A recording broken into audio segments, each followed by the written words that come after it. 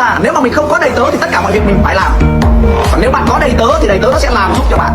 Khi bạn có đầy tớ rồi thì đầy tớ sẽ giúp bạn. Tôi rất cần tiền. Bình thường tôi nhân bản tiền của tôi đây.